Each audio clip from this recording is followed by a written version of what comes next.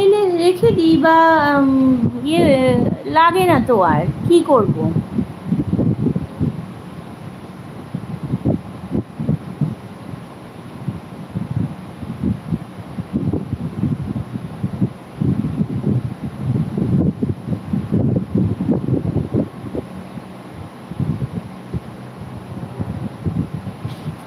আচ্ছা একটা কথা বলুন তো, ধরুন একটা মা, ঠিক আছে, একটা মা, যে কোনো, আমার একটা বন্ধু বলছিল, কলেজের ইউনিভার্সিটির বন্ধু, বলছে জানিস আমার মা আমার জন্মদিন ভুলে গেছে।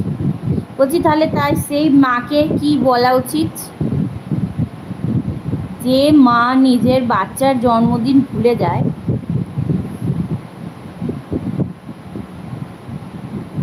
ওদের বাজেট খাতায় করে রেখে দিন। আপনাদের প্রশ্নের উত্তর আপনাদেরই দিয়ে দিয়েছেন, ওদের বাজেট খাতায় করে রেখে দিন। বুঝলাম না তো কি বললে, আরেকবার বুঝিয়ে বলো।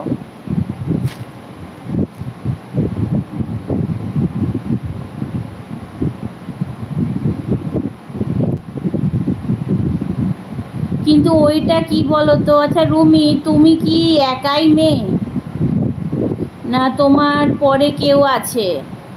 এখন আমার কেউ জিজ্ঞাসা করবে না। এই যা সন্দীপ মণ্ডল ভাই, মেসেজ ডিলিট করবেন না, মেসেজ থাক।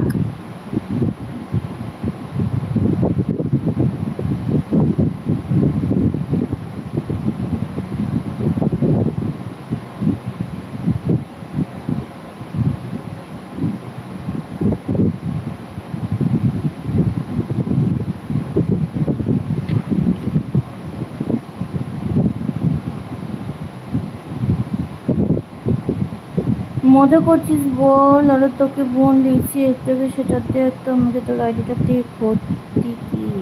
আরে ফেসবুক নাই রে, ফেসবুক না থাকলেও কি করে আইডি দেবে? তবে আমার কথাটা কেউ শুনলে না দেখি।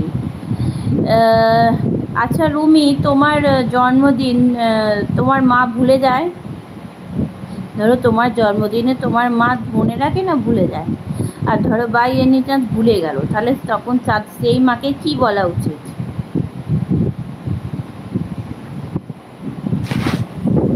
হ্যাঁ তোর মাকে ঠাপাচ্ছে। এরা কোথা থেকে আসে গো?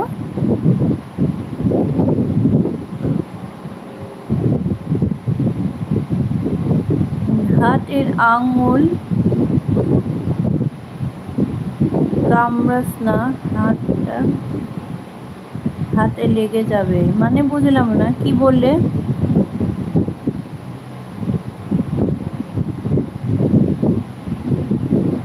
ধ্যাৎ, আমার পাগল বিরিয়ানিটা চলে গেল।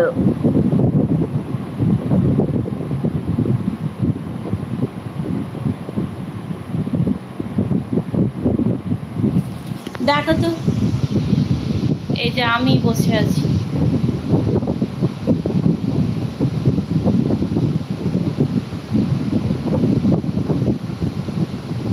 রুমি একটা ইমোজি দিয়েছে, হ্যাঁ বুঝতে পেরেছি। হাই রুমি দিদি।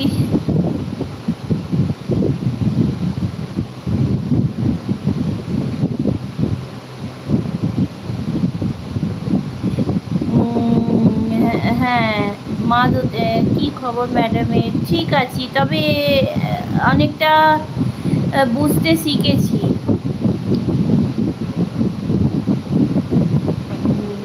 মা যদি মা ভুলে গেলে, না আমি মাকে কিছু বলতে বলছি না, বাস বেশ বেশ লাগছে। হ্যাঁ অনেকটা বুঝতে শিখেছি, আর বুঝেছি যে আমি ভুলছিলাম।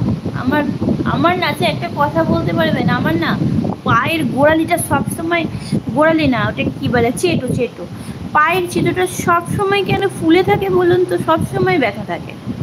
এই ইউরিক অ্যাসিড ফ্যাসিড জন্য তো কোনো সমস্যা নাকি, বুঝিও তো না।